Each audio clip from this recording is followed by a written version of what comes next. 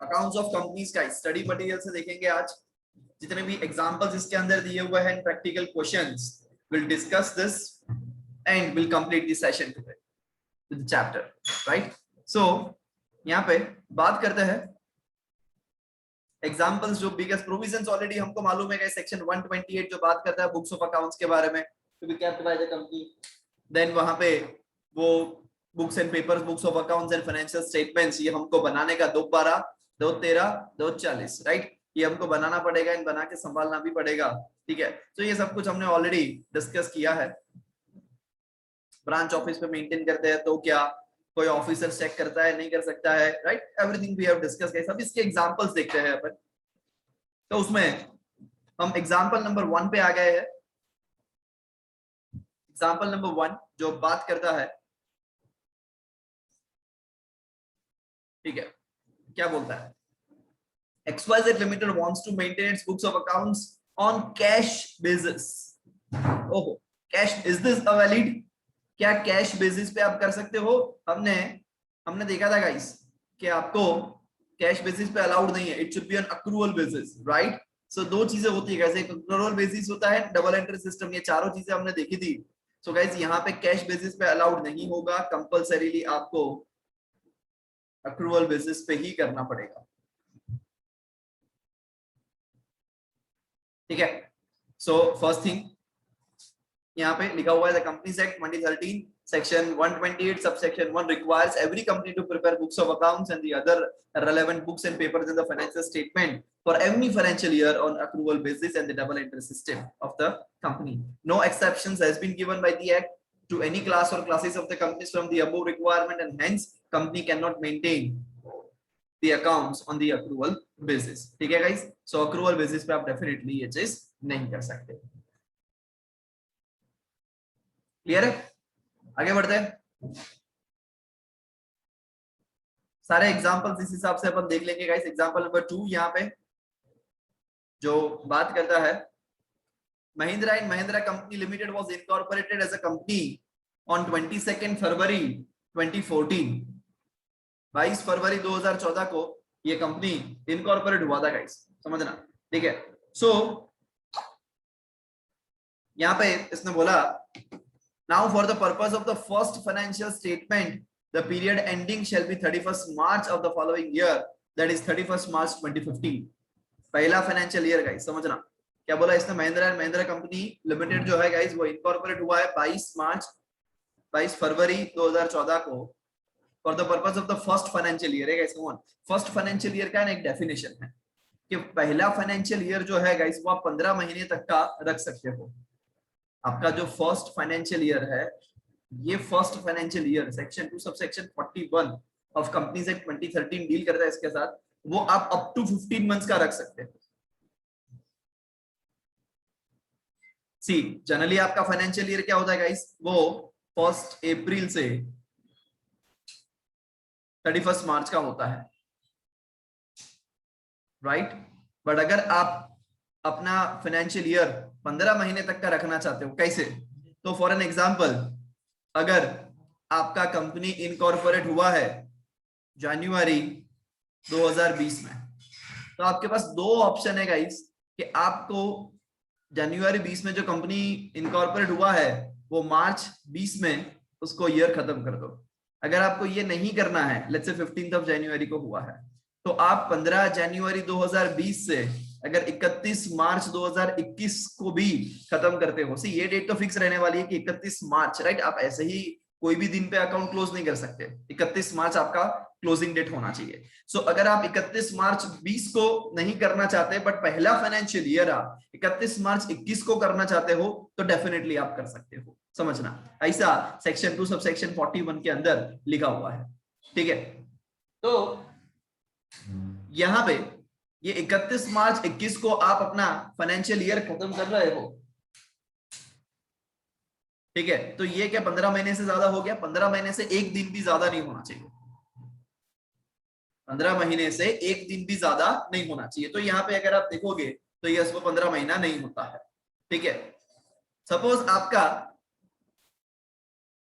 Financial year, suppose आपका company incorporation आपने 1 जनवरी 2020 को किया है, एंड अगर आपका ईयर आप 31 मार्च 21 को खत्म करना चाहते हो तो क्या कर सकते हो? यस, जनवरी फरवरी मार्च 20 के 3 महीने एंड फिर 12 महीने नेक्स्ट फाइनेंशियल ईयर के। मतलब यहाँ पे भी कितना महीना हो रहा है? 15 महीना ही हो रहा है, 15 महीने से ज्यादा नहीं हो रहा है। बट अगर आपने एक दिन पहले कंपनी इनकॉर्पोरेट किया है, दैट इज 31 दिसंबर 2019 को, 31 दिसंबर 2019 को आपने कंपनी इनकॉर्पोरेट किया है, now you want to close on 31 March 2021, can you do so? क्या आप ऐसा कर सकते हो? The answer is no, because अब ऐसा करोगे तो आपका financial year 15 months plus 1 day का हो जाएगा, एंड 15 महीने से ज्यादा तो नहीं हो सकता, अप टू 15 मंथ्स हो सकता है।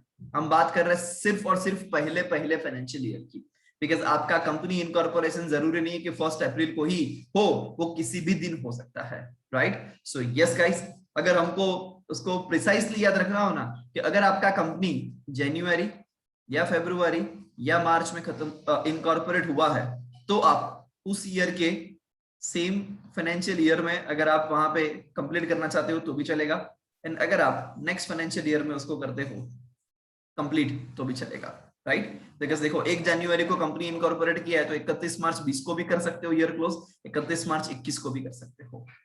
वेरी क्लियर, ठीक है? Is there any doubt guys in this? ये समझ में आता है क्या आप लोग को? Yes sir, clear.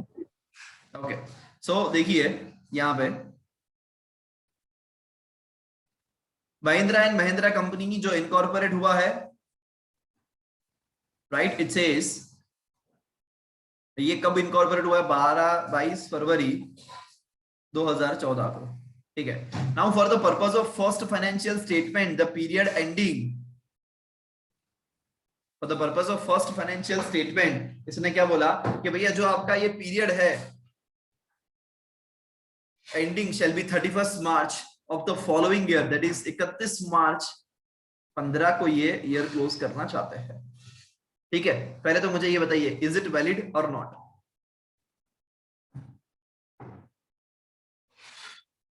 Yes it is.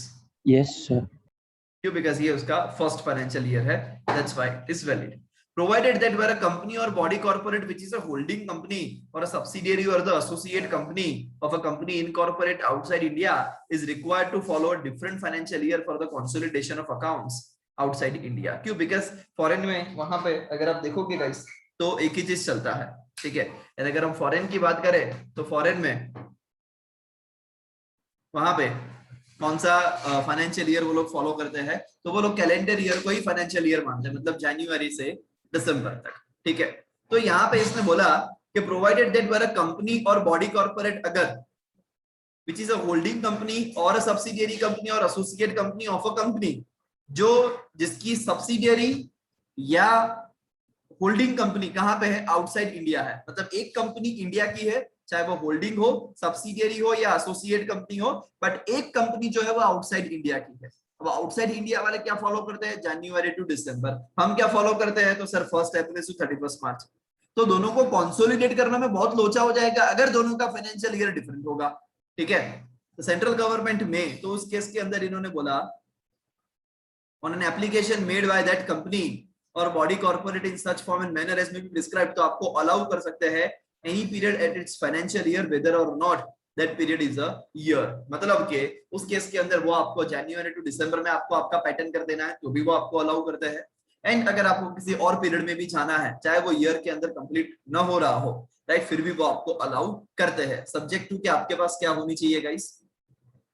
Foreign हस्सा होनी चाहिए, हंसा नहीं बेटा, हंसा। इधर फॉरेन की होल्डिंग कंपनी है या फॉरेन की सब्सी है या फॉरेन की एसोसिएट कंपनी है, राइट? कि जिसका एक कंपनी यहाँ पे है तो उस केस के अंदर आपको जाने का सीजी के पास, सीजी को रिक्वेस्ट करने का, सीजी आपको अलाउ कर सकते हैं any period at its financial year whether और not that period is a year. Provided further that उसके लिए आपको एप्लीकेशन करना पड़ेगा, the application pending before the tribunal as on the date of commencement of the company's amendment ordinance 2018 that shall be disposed of by the tribunal in accordance with the provision applicable to it before such commencement. क्या बोला guys फिर से? कि आपको उसके लिए application करना पड़ेगा, ट्रिब्यूनल उसको डिस्पोज ऑफ करेगा। प्रोवाइडेड फर्दर दैट कंपनी और body corporate existing on the commencement of this act shall with in a period of 2 years, मतलब ये कंपनीज एक्ट 2013 आया, उससे पहले भी जो कंपनियां थी तो उस केस के अंदर इस पुरानी कंपनियों को वहां पे अलाउ करते थे, राइट। उन्होंने परमिशन ले रखा था कि वो लोग जनवरी टू दिसंबर का अपना फाइनेंशियल ईयर क्लोज करें।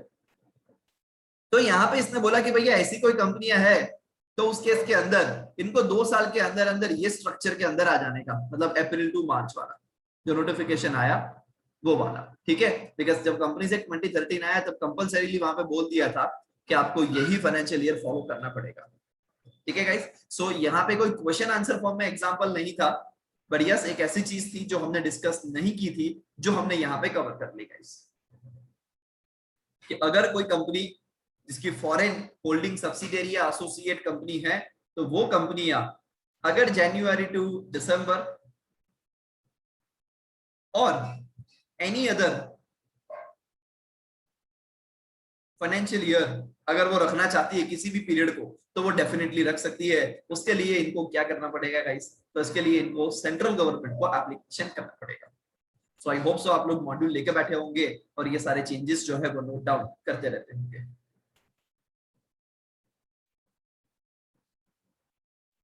क्लियर है गाइस, कोई डाउट है तो? Yes, sir. नहीं कृष्णा, फॉरेन कंपनी वाला जो रूल है बेटा वो फर्स्ट ईयर के लिए नहीं है, राइट, वो कोई से भी ईयर के लिए है बेटा। एंड दूसरा कि फर्स्ट ईयर वाला जो है गाइस रूल, फाइनेंशियल ईयर 15 महीने का हो सकता है, वो हर एक कंपनी के लिए है, चाहे वो फॉरेन कंपनी यहाँ पे ब्रांच हो या ना हो।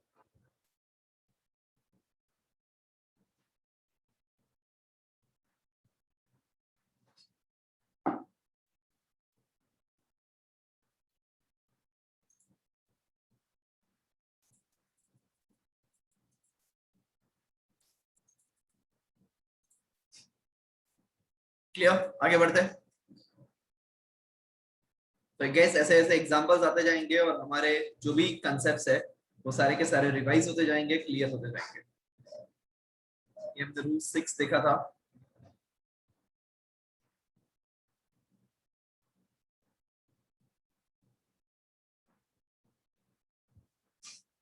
यस गाइस, सेक्शन 130 याद कीजिए, है ना, सेक्शंस भी रिवाइज कर रहे हैं अपन साथ साथ में। हमने पहले जो देखा था गाइस सेक्शन 128 देखा था, ठीक है। सेक्शन 128 किस चीज के बारे में बात करता है कि आपको कंपनी को बनाने का भी, संभाल के रखने का भी, like regarding what guys, location, आपको लोकेशन, मैनर, इंस्पेक्शन, और क्या था, एक और चीज थी गाइस, कम ऑन आप लोग बताएंगे। लोकेशन, मैनर, इंस्पेक्शन एंड और क्या था, कम ऑन।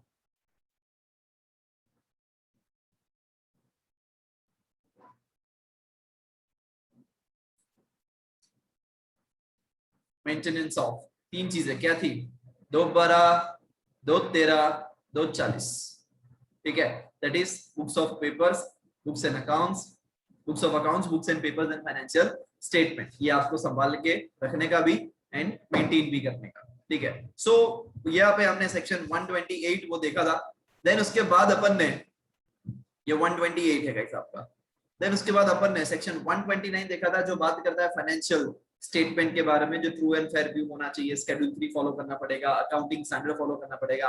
अगर अकाउंटिंग स्टैंडर्ड फॉलो नहीं करते हो तो 3 चीजें आपको वहां पे डिस्क्लोज करनी पड़ेगी आपके रिपोर्ट के अंदर। ये सब कुछ हमने सेक्शन 129 के अंदर देखा था।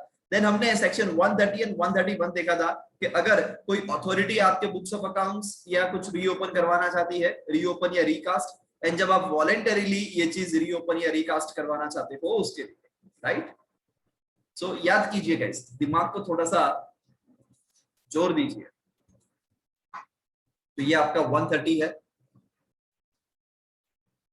कि कोई भी अथॉरिटी थी, राइट, चाहे फिर वो सेंट्रल गवर्नमेंट हो, इनकम टैक्स अथॉरिटी हो या कोई सी भी अथॉरिटी हो, वो लोग वहां पे ट्राइब्यूनल को खत लिख सकते हैं।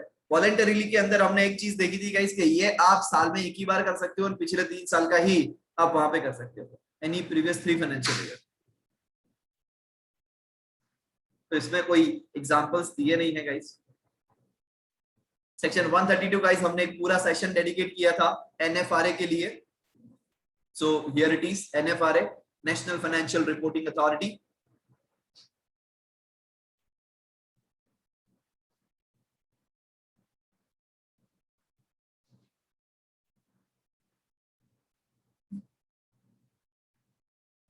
वन 133 गाइस हमने देखा था कि अकाउंटिंग स्टैंडर्ड प्रिस्क्राइब कर सकता है सेंट्रल गवर्नमेंट, राइट. सो ये भी हमने डिस्कस किया था. देन 134 बोर्ड्स रिपोर्ट्स के बारे में हमने लास्ट में ये डिस्कस किया था गाइस कि ये किसको ऑथेंटिकेट करना है, कौन सिग्नेचर करेगा. So if you can see this chairperson वो नहीं है अगर ऑथोराइज, तो फिर 2 डायरेक्टर उसमें से एक एमडी होना जरूरी है अगर कंपनी में एमडी है तो. Then triple C, CEO, CFO and company secretary, right. ये लोग वहां पे सिग्नेचर्स करते थे. Yes guys, here it is example number 3. The board of directors of ABC Limited wants to circulate unaudited accounts before the AGM of the shareholders of the company. Whether such an act of the ABC Limited is tenable? क्या ये चीज possible है? क्या आप ये कर सकते हो? राइट, ये इन्होंने यहाँ पे बताया. So what it says, section 129 subsection 2 of the Companies Act 2013 provides that every AGM of the company, right, the board of directors of the company shall lay before the such meeting the financial statement. Further, section 134 subsection 7 बोलता है signed copy of every financial statement जो आपको वहां पे करवाना पड़ेगा. ठीक है, तो वो क्या बोलता है आगे? कंसोलिडेटेड फाइनेंशियल स्टेटमेंट फिर आपको वो सर्कुलेट करना पड़ेगा. Establish along with the copy of the notes that annex to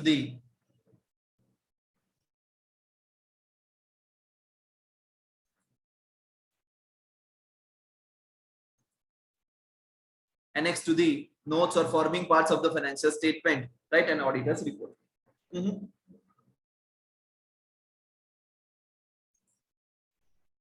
ठीक है. सो गाइस ये सब कुछ आपको वहां पे उनको भेजना है. The notes annex to the forming part. अब मुझे बताइए कि ये कौन सा वहां पे फाइनेंशियल स्टेटमेंट, आप क्या उसको अनसाइन फाइनेंशियल स्टेटमेंट आपके शेयर होल्डर्स को भेज सकते हो? ठीक है, तो यहाँ पे इसने बोला कि आपको कंसोलिडेटेड फाइनेंशियल स्टेटमेंट भेजना है if any that shall be signed,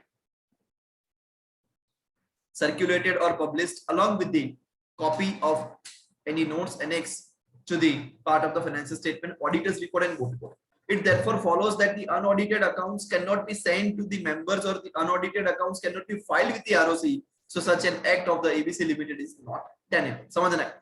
आप ना तो unaudited accounts send कर सकते हो और ना ही आप unaudited accounts, हाँ सर हमने सेक्शन 137 के अंदर देखा था कि अडॉप्ट नहीं हुआ है, बट बेटा वो ऑडिटेड तो डेफिनेटली था ही.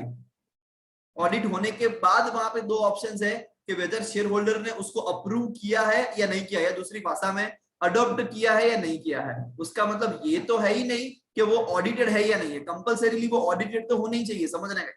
तो कोई भी अगर आपको ऐसा पूछे कि क्या अनऑडिटेड अकाउंट्स हम वहां पे फाइल करते हैं आरओसी के साथ, the answer is no guys. The answer is clearly no. Right, you cannot send unaudited accounts to the shareholders, you cannot file unaudited accounts to the registrar of companies over there. Very clear? So yes guys, यहाँ पे हमारा answer एकदम clear है कि हमको audit तो definitely करवाना पड़ेगा एंड ऑडिट करके ही हमको ये अकाउंट्स भेजना पड़ेगा. सो एबीसी लिमिटेड का जो ये पॉइंट है गाइस वो टेनेबल नहीं.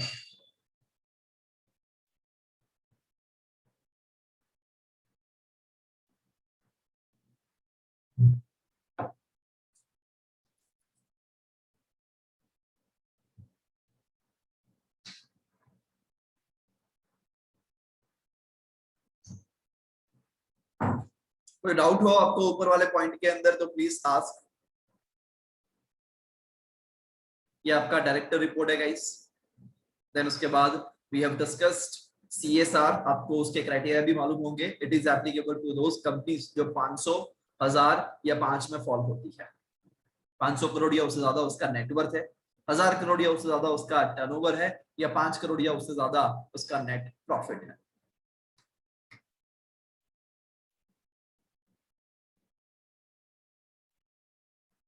Here it is the criteria which we have discussed. Yes guys, so example number 5 देखते हैं. The statutory auditors of a company were required to issue certificate on the net worth of the company as per the requirement of the management as on 30th September 2018 computed as per the provision of 2 subsection 57, right. तो इनको guys ये certificate चाहिए था कि जो आपने compute किया हो। The company had fair valued its property, plant, equipments in its current year, which was mistakenly taken into retained earnings of the company in its books of accounts. Please advise whether this fair valuation would be covered in the net worth of the company as per the legal requirements. क्या ये cover हो सकता है? तो guys ये चीज हमने definitely discuss नहीं की है, सो इस आंसर के साथ साथ हम उसको डिस्कस भी करेंगे, ठीक है। पर उससे पहले आप ये क्वेश्चन को समझिए, क्या बोलता है कि द कंपनी जब ये वैल्यूएशन करवा रही थी अपना नेटवर्थ कैलकुलेट करने के लिए, the company had fair valued अपनी property, plant, equipment in the current year which was mistakenly taken into के कंपनी का वो retain earning of the company है, ऐसा उन्होंने कर दिया in its books of accounts. Please advise whether this fair valuation would be covered in the net worth of the company as per the legal requirements। तो यहाँ पे ये रहा answer guys. As per section 2 subsection 57 of the Companies Act 2013, any reserves जो आपने create किया है revaluation of assets से, मतलब कि सपोज आज सचिन एडवाइजरी प्राइवेट लिमिटेड के पास कोई ऑफिस पड़ा है, ये ऑफिस कंपनी ने 1 करोड़ रुपए में परचेज किया था, ठीक है, in the year of 2018, and now in the year of 2021 the valuation of this property is 1.75 crore। तो क्या मैं मेरी बैलेंस शीट में ये बताऊं कि मुझे 75 लाख रुपए का फायदा हुआ है? क्या मेरा नेटवर्थ उस हिसाब से बढ़ जाएगा? The answer is no guys. जब कभी भी आप ये सारी चीजें करते हो तब रिवैल्यूएशन, हाँ जब मैं बेचूंगा तब जो प्रॉफिट होगा वो मैं कैपिटल गेन के अंदर शॉर्ट टर्म या लॉन्ग टर्म में वहां पे उसको कंसीडर करूंगा, बट यस यहाँ पे मैं रिवैल्यूएशन ऑफ असेट्स तो उसको consider, revaluation of assets does not form part of the net worth, इसको आप वहां पे नेटवर्थ नहीं बोल सकते। The company fair valued its property, plant, equipment and took that to retain earnings. Even if the company has taken the fair value to the retained earning in the books of accounts, the resultant credit in the reserves, जो आपने reserves के अंदर revaluation of assets को consider किया है, hence should be excluded by the company, right? Revaluation of reserves आप वहां पे नहीं consider कर सकते guys। तो जो भी आपका revaluation reserves होगा वो आपको क्या करना पड़ेगा guys? exclude करना पड़ेगा। Further, the auditor should also consider the matter relating to accounting of this reserve separately at the time of audit of the books of accounts of the company, right? Because ये आपका reserves consider नहीं होगा और ये आपके net worth के अंदर भी आपको कंसीडर नहीं करना है। Not for this purpose guys, there are many other purposes कि जहां पे आप नेटवर्थ कैलकुलेट करते हो, right? तो उस केस के अंदर जो भी आपका रिवैल्यूएशन ऑफ असेट्स हुआ है वो आपको कंसीडर नहीं करना है। यस गाइस, आपके कुछ भी डाउट्स है इसके ऊपर, you may feel free to ask।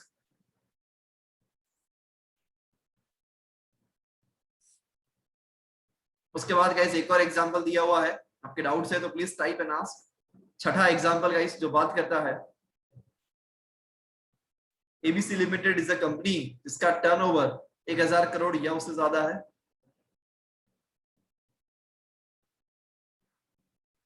and having incurred a loss in one of the preceding 3 financial year, will it be required to comply with the CSR?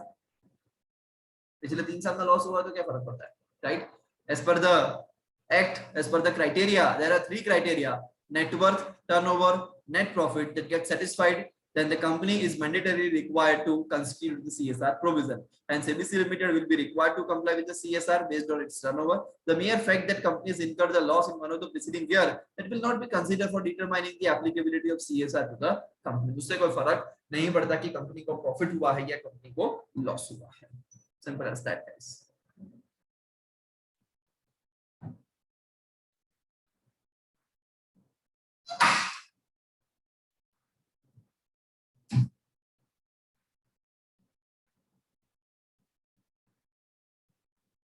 Yes guys, any doubt in example number 6?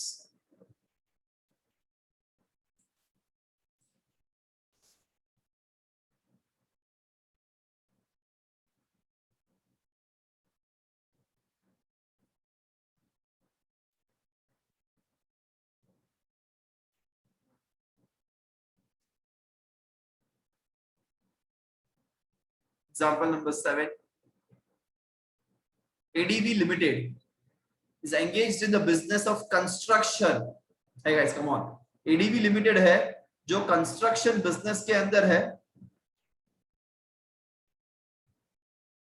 and has various projects which are under execution in the Delhi NCR region.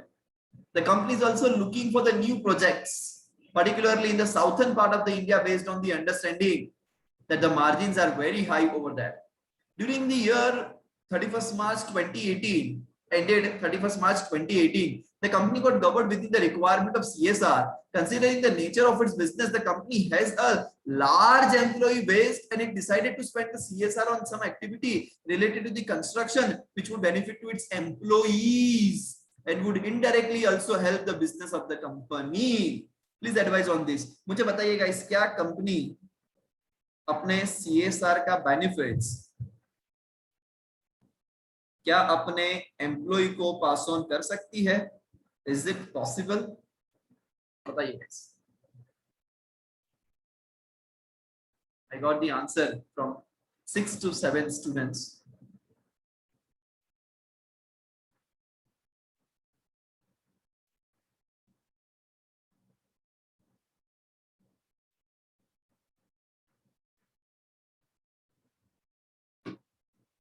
ठीक है, the answer is no guys, company cannot, not at all, right? Okay, as per the requirement of CSR, the projects of the program or the activities that benefit the only employees of the company and their families, right, shall not be, वहां पे क्या बोला guys, it shall not be considered as the CSR activities in accordance with section 135 of the Companies Act 2013.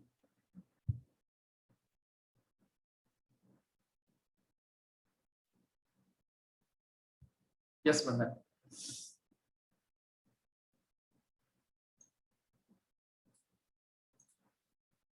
ठीक है, आगे बढ़ते guys.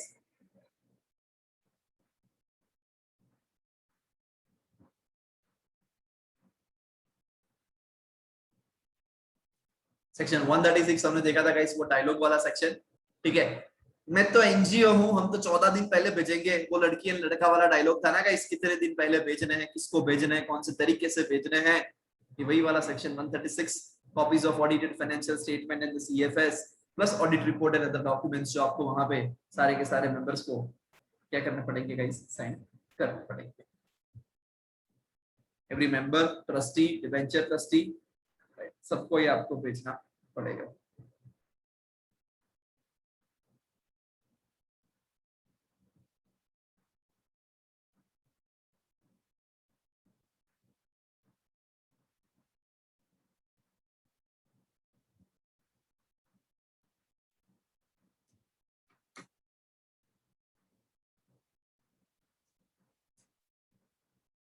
So yes guys, ये अपन ने कर लिया था. इससे एक फायदा होता है कि हमारा रिवीजन हो जाता है.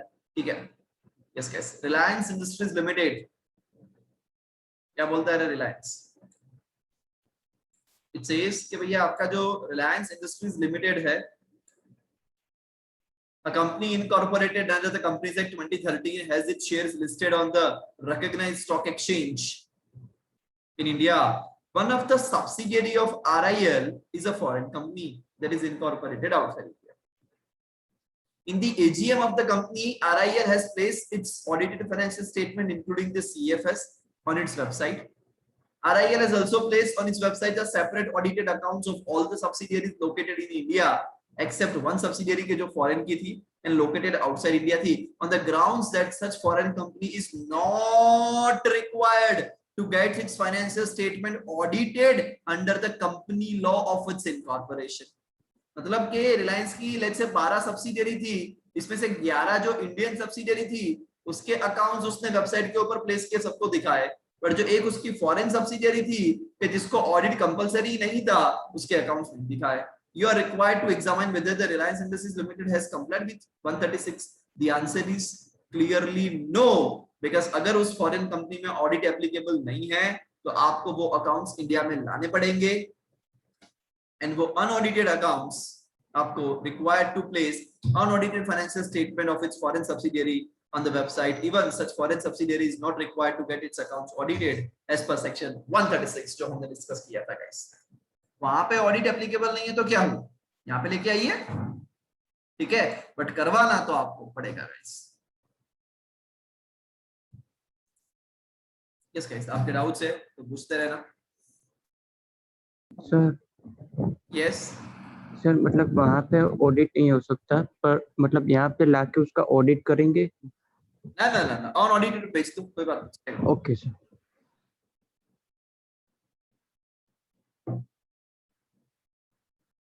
सो ये था आपका एग्जांपल नंबर 8। प्रोविजंस तो ये सारी की सारी हमने ऑलरेडी पढ़ रखी है guys, from our material that is hand written वाला, as well as from the spiral 2, right. Amazon का एग्जांपल आया। Amazon Company Limited, a company incorporated under the Companies Act 2013, के जिसका टर्नओवर 150 करोड़ का है and 90 crore during the financial year ended on 31st March 19 and 31st March 20 respectively। मतलब कि 18-19 का इसका टर्नओवर जो है, समझना गाइस, 18-19 का जो इसका टर्नओवर है वो 150 करोड़ रुपए का है एंड 19-20 का जो इसका टर्नओवर है वो 90 करोड़ का है। Now the Amazon Company Limited shall continue to file the annual financial statement or other documents as per section 137 in E form AOC for XBRL। First of all guys, मुझे कोई अपने आप को अनम्यूट करके XBRL के criteria बताइए other than Vandan. XBRL के criteria आपको अपने आप को अनम्यूट करके मुझे बताना है guys.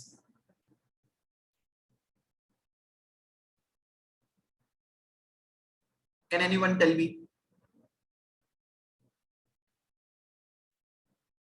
XBRL, oh come on। अगर आपकी कंपनी लिस्टेड कंपनी है तो आपको XBRL एप्लीकेबल है। अगर आपकी company subsidiary of listed company है तो आपको XBRL एप्लीकेबल है, राइट। ऐसी कोई सी भी कंपनी है जिसका पेड अप कैपिटल 5 करोड़ या उससे ज्यादा है, ऐसी कोई सी भी कंपनी है जिसका टर्नओवर 100 करोड़ या उससे ज्यादा है, तो ये कंपनियों को XBRL क्राइटेरिया वहां पे एप्लीकेबल हो जाएगा। वंस XBRL ऑलवेज XBRL, ये भी मैंने आपको बताया था कि अगर आपने एक बार XBRL का स्वाद चख लिया है तो फिर ऑलवेज आपको XBRL से ही फाइलिंग करना पड़ेगा।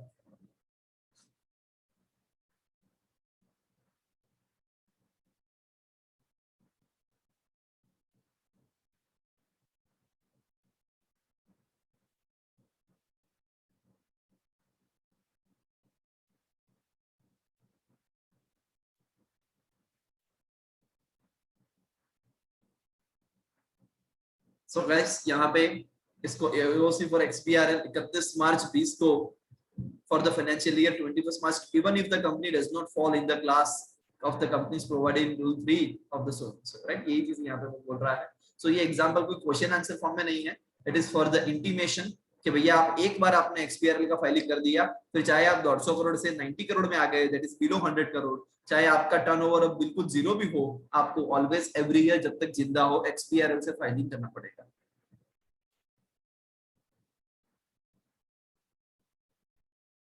ठीक है, so this is for the information जो हमको मालूम था guys. Vandana limited example number 10, what it says, Vandana Limited, based out of India, has many subsidiaries in India. It also had associate and joint venture company. For the purpose of finalization of the consolidated financial statement of the company for the year ended 31st March 2019, the company's management requested its foreign subsidiary, कंपनी के management ने foreign subsidiary बनाने का सोचा, based out of Italy, to provide, Italy का कौन है बताया ना आप लोगों को, राहुल गांधी, ठीक है, to provide its stand alone financial statement. Come on guys, the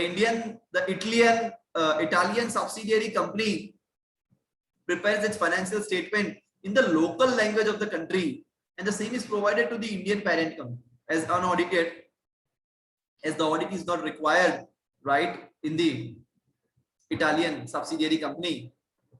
Please advise guys, क्या करोगे अगर फॉरेन कंपनी में? दो चीजें गाइस, एक तो ये फॉरेन कंपनी जो आपकी सब्सिडियरी कंपनी है इसने आपको अनऑडिटेड भेजा है फर्स्ट ऑफ ऑल। दूसरा, इसने लोकल लैंग्वेज में भेजा है, मतलब इटालियन लैंग्वेज के अंदर ये भेजा है। अब आप अपने शेयर होल्डर को, आप होल्डिंग कंपनी हो, आप अपने शेयर होल्डर को ये पेश करना चाहते हो तो क्या करोगे? Vandana limited would have to get standalone financial statement, right? तो आपको पहले क्या करवाना पड़ेगा, समझे ये पढ़ा था कि आपको ट्रांसलेट करवाना पड़ेगा इंग्लिश लैंग्वेज के अंदर। Also get those aligned as per the accounting policies for the purpose of consolidation. Further, section 137 subsection 1 वहां पे बोलता है Vandana Limited would need to file such unaudited financial statement of the Italian subsidiary company along with the declaration of this effect along with a translated copy of the, right? तो आपको unaudited but आपको वो file करना पड़ेगा। Yes, देव correct answer, वंदन का भी correct answer है।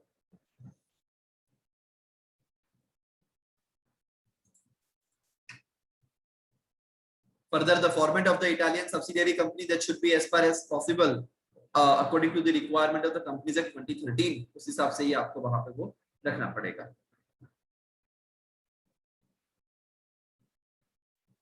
अगर वो पॉसिबल नहीं है तो उस केस के अंदर आप the statement indicating the reason for the deviation, right? जो भी आपका वहां पे deviation आता है, that may be placed filed before the such accounts. So guys, ये सारी चीजें हमने ओरली वैसे डिस्कस कर ली है, आज इसको प्रैक्टिकली भी देख रहे हैं।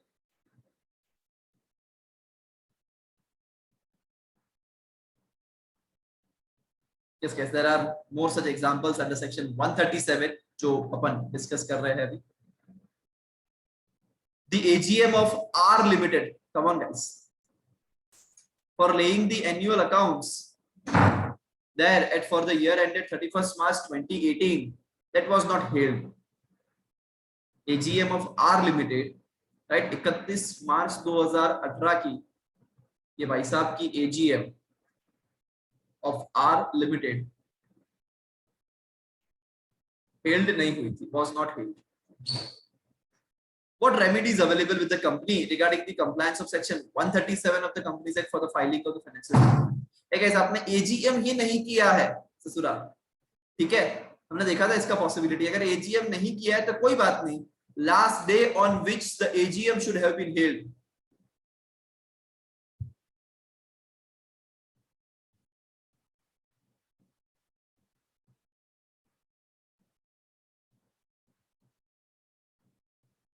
वहां से 30 डेज के अंदर अंदर आपको वहां पे क्या कर देने का गाइस, आपको AOC4 वहां पे फाइल कर देने का, प्लस आपको रीजन भी देना पड़ेगा कि आपने क्यों AGM नहीं किया है, एंड जब कभी भी आप AGM करोगे तो फिर से आपको ये अकाउंट्स वगैरह फाइल करना पड़ेगा, right? So this we have clearly discussed guys, इसको अपन देख लेते हैं एक बार।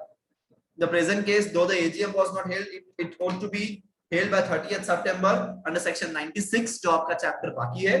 So therefore, under the provision of 137 subsection 2, the financial statement along with the documents required to be attached under this act duly signed along with the statement of facts and the reason, this is very interesting guys, the reason of not holding the AGM that shall be filed with the registrar within the 30 days of the last day of which the AGM should have been held, that is by 30th October 2018, along with the fees and additional fees. यहाँ पे इसने बोला, will it make any difference in case the annual accounts were duly laid before the AGM on 27th September 2018 but the same was not adopted by the shareholders? ठीक है, अगर adopt नहीं किया है फिर भी आपको, come on guys, मैंने आपको दो चीजें बताई थी कि दो चीजें हो सकती है, एक तो AGM conducted, not conducted. Conducted हुआ है, उसके अंदर दो बातें हो सकती है कि शेयर होल्डर ने अकाउंट्स अडॉप्ट किया है, अडॉप्टेड, नॉट अडॉप्टेड। अगर अडॉप्ट हुआ है तो सब कुछ पॉजिटिव हुआ, AGM भी हो गया, अडॉप्ट भी हो गया, डू फाइल AOC4। अगर नॉट अडॉप्टेड हुआ है तो अभी AOC4 आप प्रोविजनल फाइल कीजिए, फिर जब अडॉप्ट कर लेंगे तब फिर से आप AOC4 फाइल कीजिए, ठीक है? बट आपने AGM कंडक्ट ही नहीं किया है तो आप अभी फिलहाल जिस दिन AGM कंडक्ट हो जाना चाहिए था वहां से 30 दिन के अंदर अंदर AOC4 फाइल कर दीजिए। मतलब अडॉप्ट हुआ है, नहीं हुआ है, AGM हुआ है, नहीं हुआ है, किसी भी केस में आपको AOC4 तो फाइल करना ही पड़ेगा।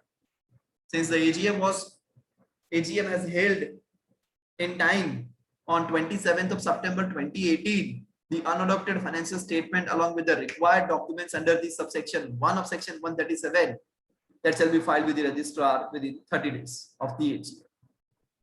And the registrar shall take them in his record as the provisional till the financial statement are filed with him after its adoption in the adjourned AGM for that purpose.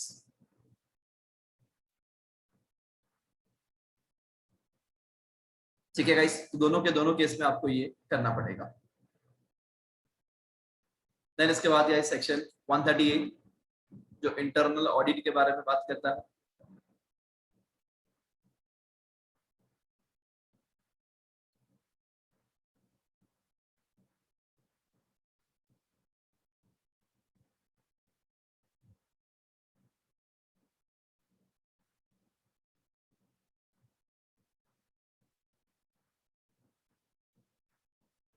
Just give me a minute guys.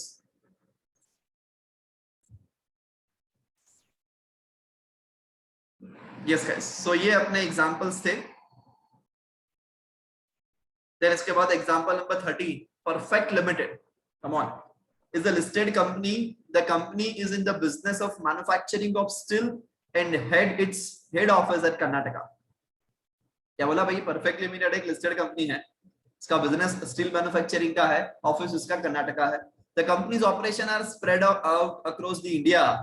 The company appointed a firm of chartered accountant NN Company LLP as its internal auditor for the year ended 31st March 2019.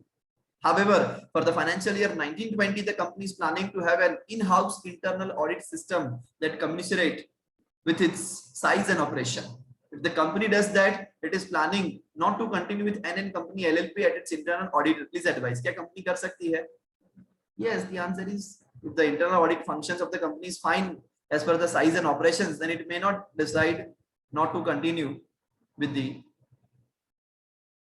right. वहां पे company को अगर ऐसा लगता है कि भैया मुझे इन हाउस, बिकॉज मैंने आपको बोला था ना, वो इन हाउस एम्प्लॉय को भी कर सकती है अपॉइंट और इन हाउस फर्म को भी वहां पे अपॉइंट कर सकती है, right. So guys, internal audit में ऐसा कोई भी रिस्ट्रिक्शंस नहीं है। इसके हमने एप्लीकेबिलिटी भी देखा था। It is applicable to listed company, it is applicable to public company जिसमें 200, 100, 50, 25 को ये एप्लीकेबल है। It is applicable to private company जिसमें 200 एंड 100 का क्राइटेरिया है, करोड़ में है ये, राइट। सो 200 करोड़ का सबसे बड़ा क्या होता है? टर्नओवर।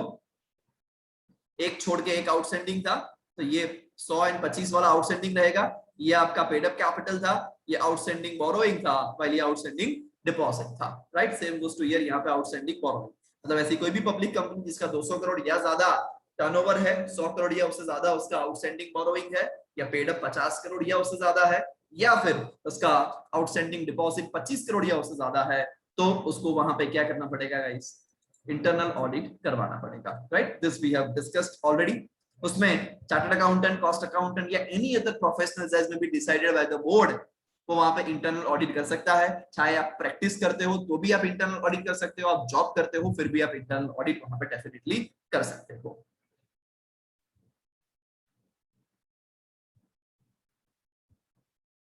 ठीक है गाइस, सो ये अपन ने ऑलरेडी डिस्कस किया था। ये पूरा समरी आपके जितने भी चैप्टर्स है गाइस मॉड्यूल में, उसके पीछे इसका समरी दे रखा है कि जिसको आप आसान से पढ़ के, राइट, अपना ये जो 130 का 129 का उन्होंने 2-3 थोड़े थोड़े चीजें वहां पे कवर की है, बट अपने पास अपना नोट्स भी है गाइस, उसको भी आप वहां पे कवर अप कर सकते हो। ठीक है गाइस, सो कम ऑन, आ जाइए। अभी ये अपन क्वेश्चन आंसर्स भी देख लेते हैं। We have 1 2 3 4 5 great 6 7 yes guys, 7 question answers है अपने पास। सो आराम से अपन ये सारे के सारे सॉल्व कर सकते हैं। Number 1, the registered office of the Bharat Limited is situated in a classified backward area of the Maharashtra. Bharat Limited, ठीक है, backward area of Maharashtra में इसका आरो है। The board wants to keep its books of accounts at its corporate office in the Mumbai, which is conveniently located. The board seeks your advice about the feasibility of maintaining the accounting records at a place other than registered office of the company. Please advise, क्या company ऐसा कर सकती है? Tell me guys, which form is required to be filed, which resolution is required to be passed, and in how many days it is required to be filed with the ROC if company wants to maintain its 212, 213, 240 at a place other than registered office. मेरे hand written notes में second page के अंदर ही ये चीज अपन ने देखिए ठीक है, second page, tell me, can anyone tell me, आपको इसके लिए क्या करना पड़ेगा? बोर्ड रेजोल्यूशन पास करना पड़ेगा 7 डेज के अंदर अंदर। आपको आरओसी को बोर्ड रेजोल्यूशन पास किया, उसके अंदर एओसी 5 आपको फाइल करना पड़ेगा। कम ऑन गाइस, याद है क्या ये सब कुछ? Yes Garima, correct answer. I got the answer from more than half dozen student, all are correct. 7 दिन के अंदर अंदर आपको एओसी 5 फाइल करना पड़ेगा।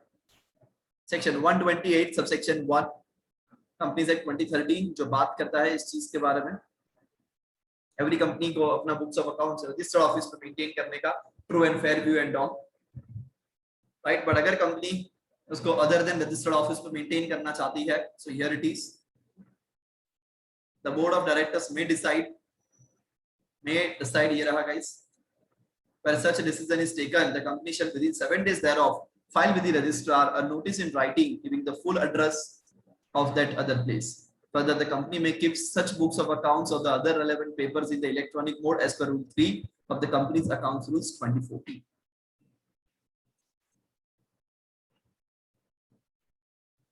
ठीक है, सो वो आपको वहां पे फाइल करना पड़ेगा फॉर श्योर।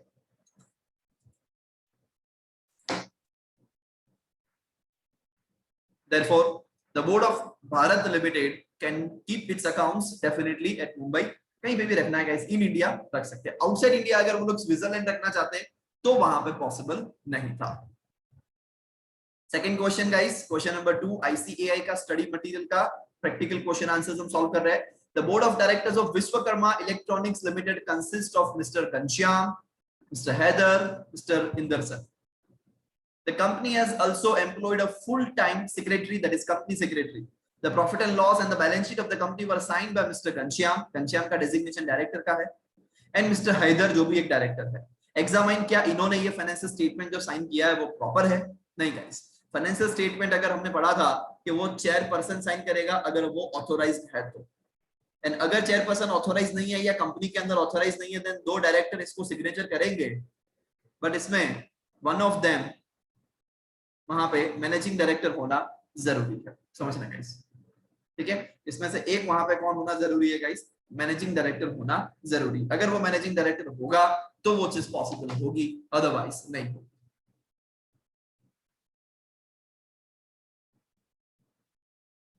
तो यहाँ पे 2 ही जन सिग्नेचर कर रहे हैं तो क्या वो वैलिड है? अकॉर्डिंग टू 134 सबसेक्शन, एंड इसमें 3 सी भी चाहिए ना, CEO, CFO and company secretary, right? तो वो भी तो वहां पे होना चाहिए। सो अकॉर्डिंग टू 134 सबसेक्शन 1 यहाँ पे लिखा हुआ है guys, the financial statement including the consolidated financial statement if any that shall be approved by the board of directors before they are signed on behalf of the board by the chairperson of the company where is authorized by the board or by 2 directors जिसमें से एक MD होगा, if and लिखा हुआ है and company का CEO, CFO and company secretary of the company wherever they are appointed, और in case of OPC सिर्फ एक डायरेक्टर अगर सिग्नेचर करता है तो डेफिनेटली चलेगा। In our case balance sheet and profit and loss mister Haider and Ghanshyam जो एक सिर्फ नॉर्मल डायरेक्टर है, इन्होंने साइन किया है। Section 134(1) of the companies act, Indarsan managing director should be one of the 2 signing directors. Since the company has also employed full time secretary, he should also sign the balance sheet, because वो triple C में guys जितने लोग आपके पास होंगे वो लोग sign करेंगे, but आपके पास एमडी है तो एमडी को एक कंपलसरी साइन करना चाहिए, सीएस है सीएस को भी साइन करना चाहिए, यानी एक डायरेक्टर। अगर इतने लोग सिग्नेचर करते हैं then yes it is definitely fine. But यहाँ पे सिनेरियो कुछ ऐसा है कि डायरेक्टर प्लस डायरेक्टर ने सिग्नेचर किया है एंड अकॉर्डिंग टू प्रोविजन कुछ इन लोग को सिग्नेचर करना चाहिए था, सिंपल, ठीक है। कोई डाउट इसमें सेकेंड क्वेश्चन के अंदर? No sir. Okay, question number 3 guys, ऐसे फट रिवीजन होना चाहिए गाइस। देखिए ठीक है, 1 घंटे के अंदर तो हम पूरा चैप्टर रिवाइज करके सारे क्वेश्चन सॉल्व कर देंगे, सबको साथ लेके चल रहे हैं। और मैं इतनी बार आपको पूछ रहा हूँ, कोई डाउट है तो अपन सॉल्व भी कर रहे हैं थोड़ा बहुत, ठीक है। सो गाइस ये ऐसे आपको काम करना पड़ेगा तो इजीली आप ये चीज पॉसिबल कर पाओगे।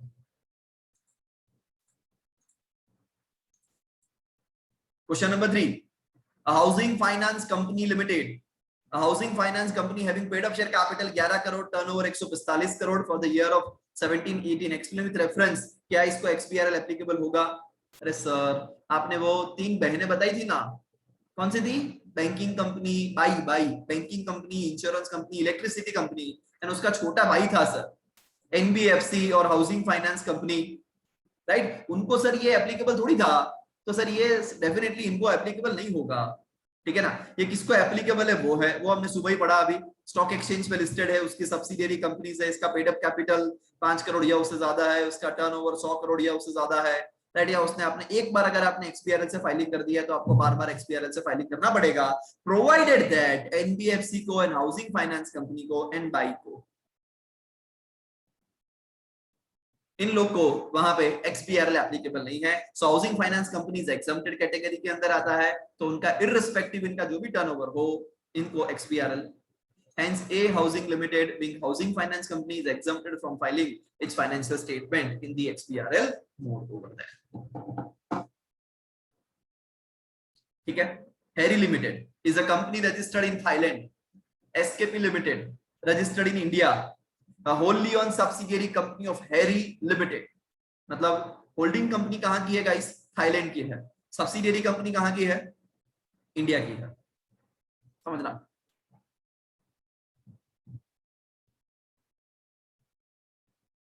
To follow different financial year for the consolidation of its accounts, state the procedure। तो मैंने आपको अभी पढ़ाया कि अगर आपका फाइनेंशियल ईयर आपकी होल्डिंग या सब्सिडियरी कंपनी से डिफर है, कोई बात नहीं, आप एप्लीकेशन कीजिए ट्राइब्यूनल को, राइट, जिसने अपने पावर सेंट्रल गवर्नमेंट को दे रखे हैं, और अकॉर्डिंगली आप अपना फाइनेंशियल ईयर चेंज कर सकते हो। ये रहा।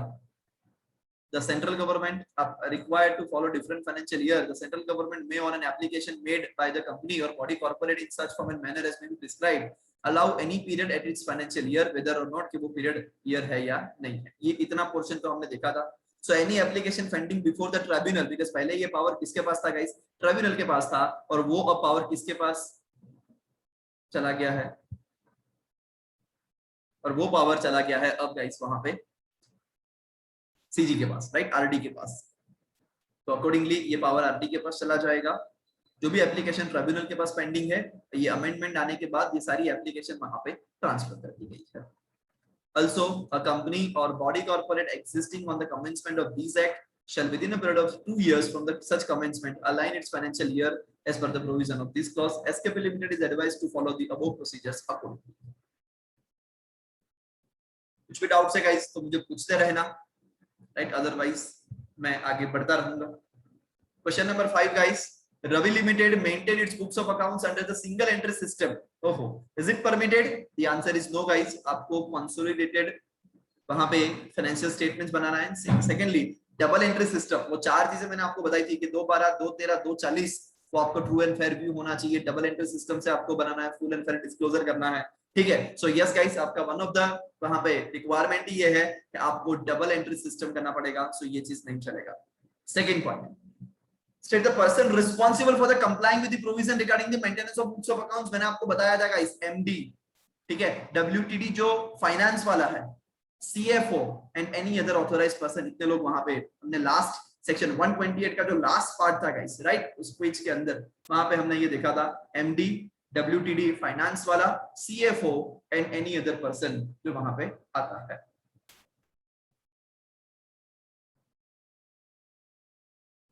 क्लियर है गाइस? तीसरा क्वेश्चन है इसमें, whether a company can keep books of accounts in the electronic mode accessible only outside India। ओहो, ऐसा कर सकते हैं क्या? सिर्फ आउटसाइड इंडिया ही उसका एक्सेस हो? हमने पढ़ा था गाइस, मैनर पढ़े थे, रिमेन एक्सेसिबल तो इन इंडिया ही होना चाहिए गाइस, इसका सर्वर भी यहाँ पे होना चाहिए, सब्सिक्वेंट रेफरेंस के लिए यूज कर सके, है ना? So company can not keep its books of accounts outside India, कि जिसका एक्सेस ओनली आउटसाइड इंडिया हो। बट अगर वो इन इंडिया आउटसाइड इंडिया है देन डेफिनेटली फाइन। अगर आप इलेक्ट्रॉनिक मोड में अपना बुक्स ऑफ अकाउंट्स मेंटेन कर रहे हैं गाइस, तो कंपलसरीली उसका एक्सेस इंडिया में तो एटलीस्ट होना ही चाहिए। इंडिया के साथ साथ हम कहीं और दे रहे हो, उसके ऊपर कोई रिस्ट्रिक्शंस नहीं है, कोई कमेंट नहीं है, बट ये सिर्फ आउटसाइड इंडिया है, नहीं चलेगा।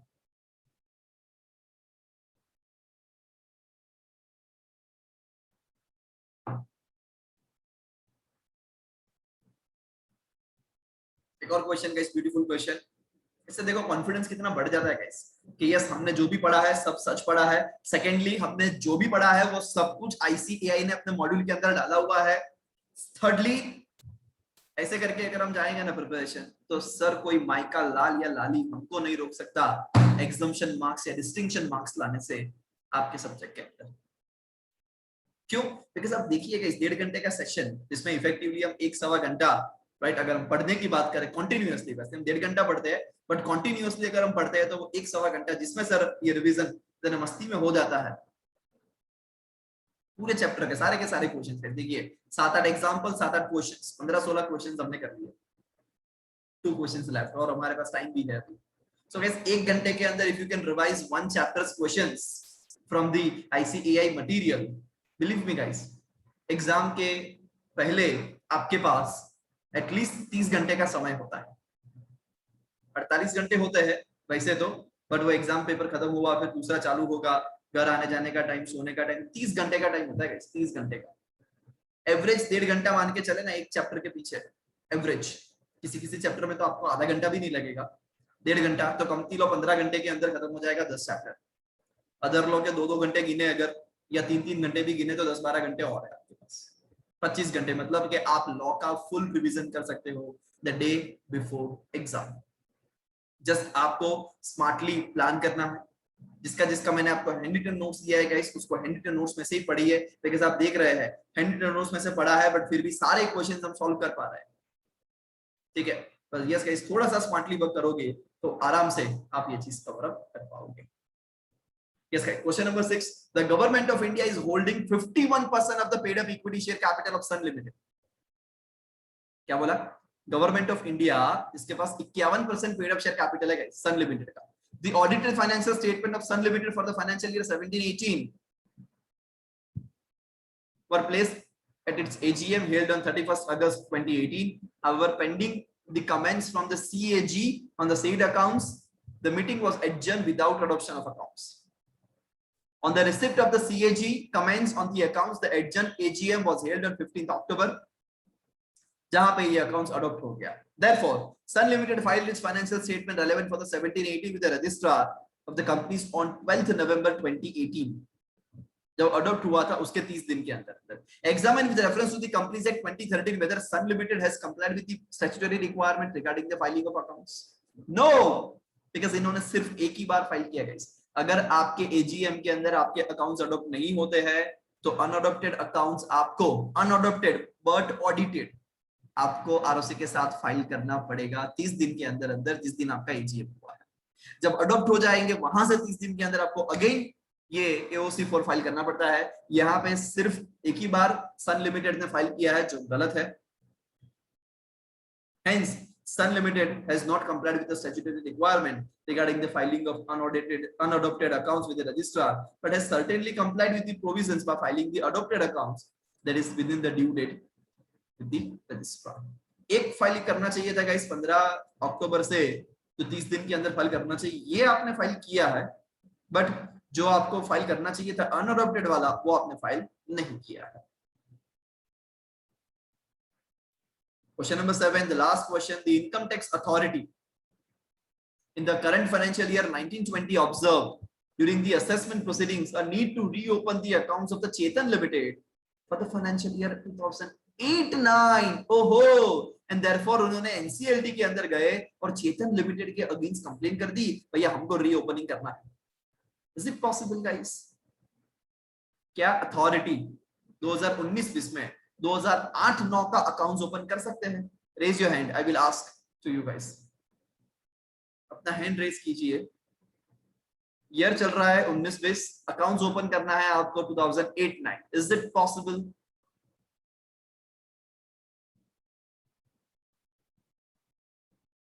Yes Vandan. Hello sir. Why not? Reason?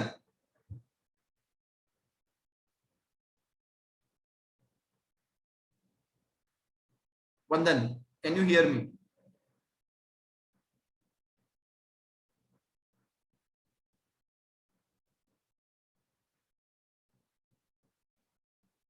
Karishma? Tell me why not?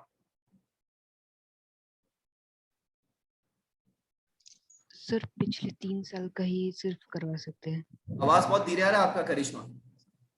Hello yes. Sir, पिछले 3 साल का ही सिर्फ करवा सकते हैं कोई भी अथॉरिटी। वो तो वॉलेंटरीली करते हैं तब 3 साल आता है, ये तो इनकम टैक्स अथॉरिटी चुगली कर रही है। 131 में 3 साल आता है फॉर श्योर, बट सेक्शन 130 के अंदर तो 3 साल नहीं है रे। अरे बाबा, हमको मालूम है ना कि हमको ये कितने साल के लिए मेंटेन करने का रहे, 8 साल के लिए। तो 2008-9 के अकाउंट्स होंगे, वो 8 साल के बाद 2017 में हमने फाड़ के फेंक दिए होंगे। Until and unless central government हमको उसको ज्यादा पीरियड के लिए मेंटेन करने के लिए नहीं बोलता, अदरवाइज 2017 में 8-9 के अकाउंट्स हमने फाड़ के फेंक दिए होंगे। 19-20 में वो क्या चेक करेगा? You getting my point guys? समझिए, राइट? पैसे कोई रिस्ट्रिक्शन नहीं है, बट आपको 8 साल के लिए ही अकाउंट्स मेंटेन करना है। You getting my point? ठीक है। अगर सेक्शन 131 के लिए होता कि कंपनी वॉलेंटरीली करना चाहती है तो 3 साल, 130 के अंदर फॉलो होता है कि कोई अथॉरिटी एनसीएलटी के पास जा रही है तो टेक्निकली वहां पे 8 साल ही पॉसिबल है, उससे ज्यादा पॉसिबल नहीं है। ठीक है।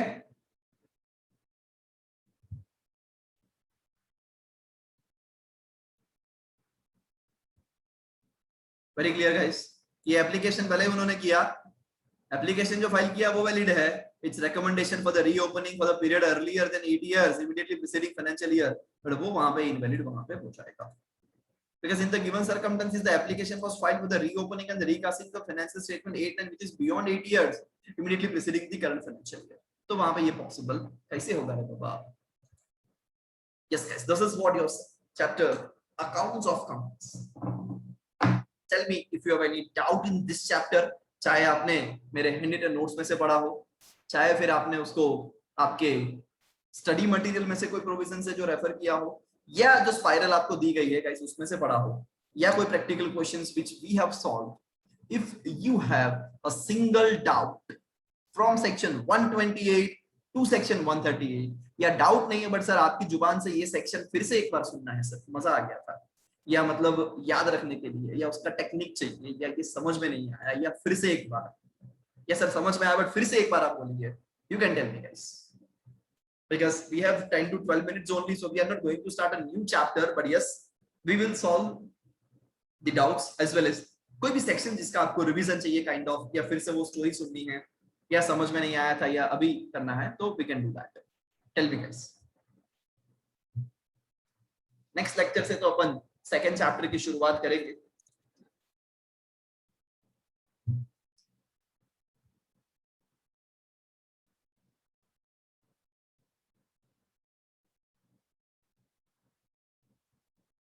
मेरा 5वां चैप्टर होगा आपकी बैच के अंदर, 4 अपन ने कंप्लीट किए।